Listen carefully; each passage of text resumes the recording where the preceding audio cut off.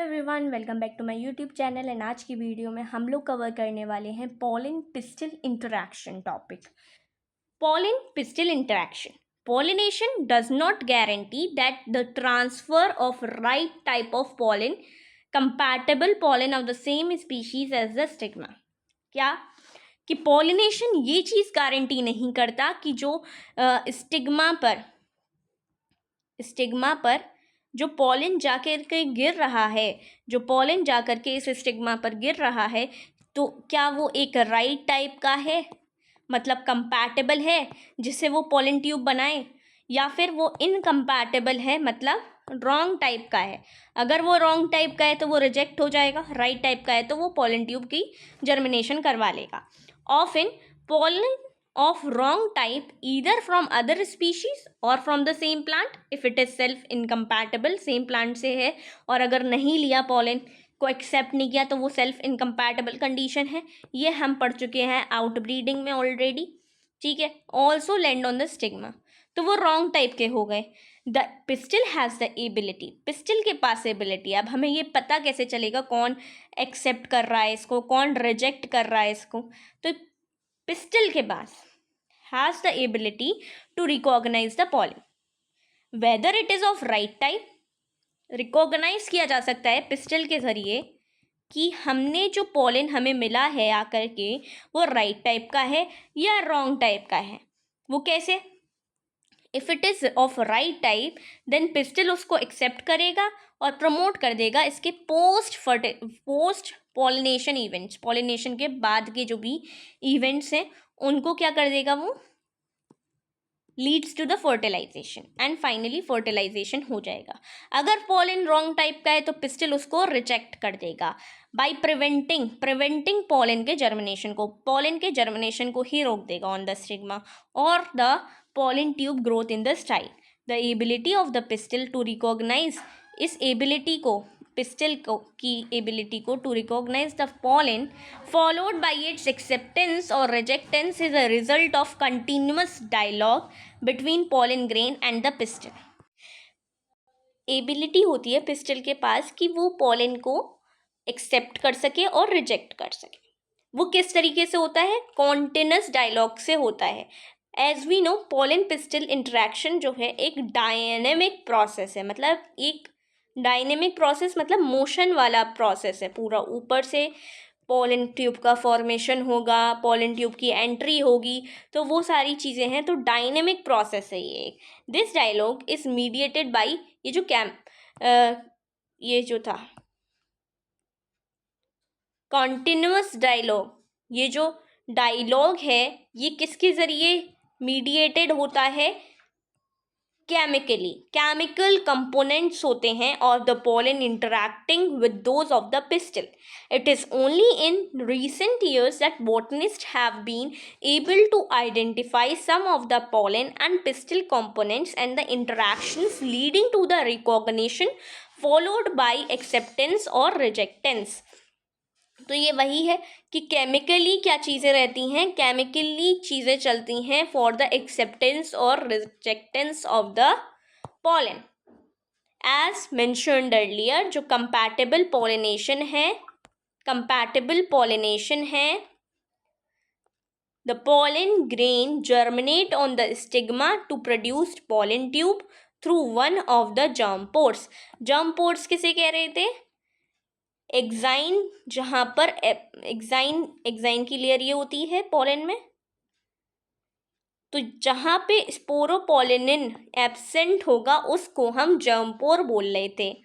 तो pollen tube कैसे बनता है? इन्हीं जर्म पोर से निकलता है। तो to produce pollen tube through one of the germ pores, the contents of the pollen grain, जो कंटेंट है पॉलन ग्रेन का, पॉलन ग्रेन के अंदर क्या है?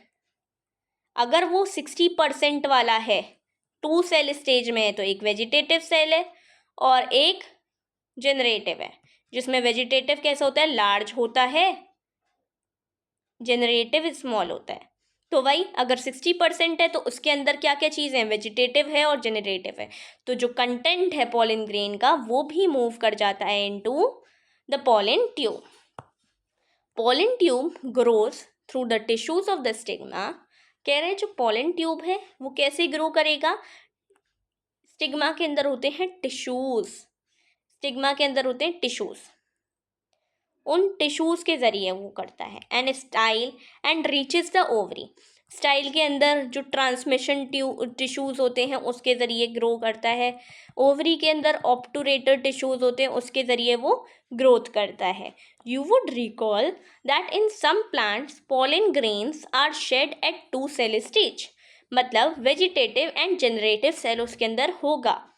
इन such plants generative cell divide करेगा अंदर ही पॉलन ट्यूब के, तो divides and forms 2 male gametes during the growth of the pollen tube in the stigma. In plants which shed pollen in 3 cell stage, तब तो कोई डिविजन ही नहीं होना है, तो from the beginning pollen tube के पास क्या होंगे, 2 मेल गेमेट्स होंगे बिगिनिंग से ही। Pollen tube after reaching the ovary, जब पॉलन ट्यूब ओवरी तक पहुंचेगा, pollen tube after reaching the ovary enters the ovule, किसके जरिए, माइक्रोपाइल के जरिए, माइक्रोपाइलर रीजन के जरिए।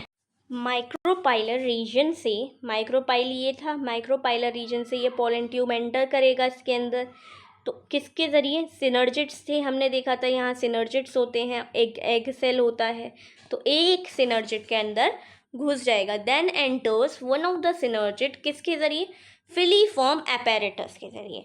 अभी हम थ्योरी देख लेते हैं, बाद में डायग्राम से भी समझ लेंगे इसे। Many recent studies have shown that filiform apparatus किस पे प्रेजेंट होता है, माइक्रोपाइलर पार्ट पे, और ये क्या करता है, most important line, guides the entry of pollen tube. Filiform apparatus guides the entry of pollen tube, बहुत इंपॉर्टेंट है, most important line. All these events from pollen की डिपोजिशन पे, पॉलन का डिपोजिशन हुआ स्टिग्मा पर, यहाँ से लेकर के अंटिल जो पॉलन ट्यूब है एंटर कर जाएगा ओव्यूल के अंदर, ये इसके अंदर जो पॉलन ट्यूब था ये इसके अंदर जब चला जाएगा, यहाँ से लेकर के यहाँ तक के प्रोसेस को हम पॉलन पिस्टल इंटरैक्शन बोलते हैं।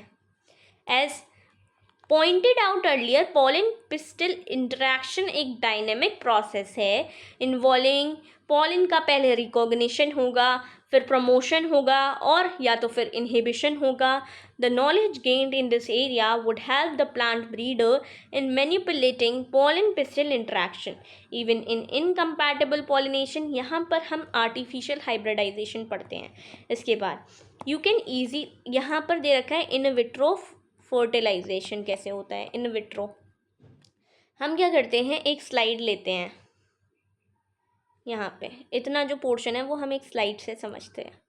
ये एक स्लाइड है, हमने क्या किया, हमने कुछ पॉलन डस्ट कर दिए इसके ऊपर, और one of the pollen exine layer में जहाँ पर उसके पास क्या नहीं है, स्पोरोपॉलन नहीं है, वहाँ से वो पॉलन ट्यूब बनाना शुरू करेगा। लेकिन पॉलन ट्यूब कब बनेगा, हमने कहा जब भी हम इस तरीके की पॉलिनेशन करेंगे। ये किस किस में पॉसिबल है in vitro, pea, chickpea, crotalaria, berseem, vinca. On a glass slide हमने इसके किसी एक के हमने पॉलन ग्रेन्स को स्प्रेड कर लिया। यहाँ पे हमने क्या डाला, drop of sugar solution, about 10% sugar solution यहाँ पे डाल दिया, ड्रॉप्स डाल दिए। After 30 to 15 minutes, 15 to 30 minutes हमें देखने को मिलेगा यहाँ से पॉलन ट्यूब की ग्रोथ हो रही है। 15 to 30 मिनट्स बाद हम देखेंगे स्लाइड के पावर लेंस ऑफ, मतलब माइक्रोस्कोप से देखेंगे तो हम देख पाएंगे पॉलन ट्यूब्स बाहर निकल रहे हैं पॉलन ग्रेन से। तो यही है in vitro fertilisation. Then artificial fertilisation, हम किसी एक पर्टिकुलर अपने डिज़ायरेबल कैरेक्टर के बेसिस पे हम क्या कर सकते हैं, पॉलिनेशन करा सकते हैं एक पर्टिकुलर स्पीशी लाने के लिए, अपनी चॉइस की स्पीशीज़ लाने के लिए, तो उसको हम आर्टिफिशियल हाइब्रिडाइजेशन कहते हैं। Is one of the major approaches of crop improvement programme In such crossing experiment, it is important to make sure that only desired pollen grains are used for pollination. And stigma is only word important है, desired, जो हमें चाहिए वही हम pollination के लिए वो pollen grains का यूज़ करेंगे.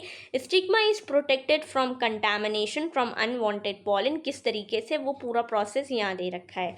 This is achieved by emasculation and bagging and then again rebagging, bagging and rebagging. इन चीज़ों से हमें देखना है. अगर female parent bears bisexual flower, मतलब दोनों चीज़ें हैं जिसमें प्रेजेंट एंथर भी है और ये स्टिग्मा भी प्रेजेंट है, मतलब ये भी प्रेजेंट है, ये भी प्रेजेंट है, दोनों चीज़ें एक ही फ्लावर पर प्रेजेंट है, ये एक ही फ्लावर है, इसी पर ही दोनों चीज़ें प्रेजेंट है. तो removal of anther before it's maturation should be done. मतलब हम इसका रिमूवल, इसको हटा देंगे, इस एंथर को रिमूव कर देंगे, बिल्कुल हटा देंगे इसकी मैच्योरिटी आने से पहले, कि हम चाहते हैं कि दूसरा इसी का ही इससे पॉलिनेशन ना हो जाए, तो हम क्या करेंगे, इसको रिमूव कर देंगे. Removal of anther from the flower bud before anther dehiscence using a pair of forceps, हम उसको हटा देंगे. नेसेसरी कंडीशन है for bisexual. Emasculated flowers have to be covered with a bag of suitable size, generally made up of butter paper, to prevent contamination of its stigma with unwanted pollen. इसी process को हम bagging कहते हैं.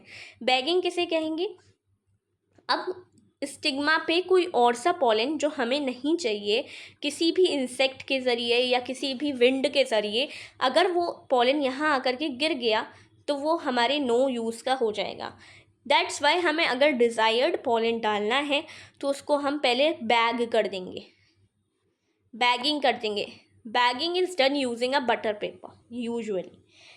When the stigma bagged flower attains receptivity, अब इसकी receptivity आ गई, अब ये ले सकता है, मतलब ये मैच्योर हो गया है स्टिग्मा, तब हम डस्ट कर देंगे अपने पॉलन, जो भी पॉलन डिज़ायर्ड पॉलन है. उसके बाद हमने बैगिंग हटाई और यहाँ पे डस्ट कर दिए डिज़ायर्ड पॉलन.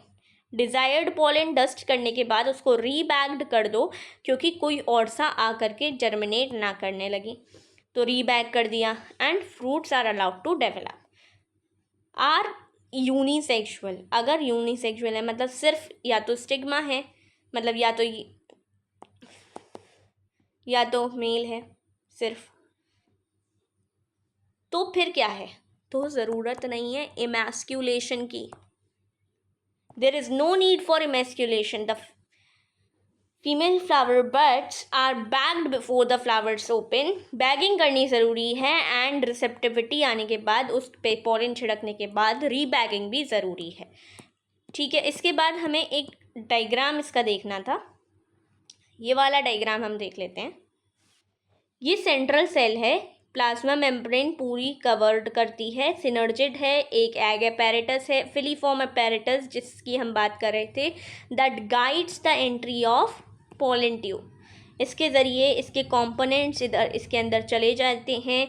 पोलन ट्यूब यहाँ से जो ग्रो करके आ रहा है बाहर से, वो इसके अंदर घुस जाता है माइक्रोपाइलर रीजन से. ये सारी चीज़ें हमने पढ़ी है पोलन पिस्टिल इंटरेक्शन में. तो यही है हमारा pollen pistil interaction. With this हमने ये कंप्लीट कर लिया है पोलन पिस्टिल इंटरेक्शन को. नेक्स्ट वीडियो में हम डबल फर्टिलाइजेशन को कवर करेंगे. Till then take care, bye bye.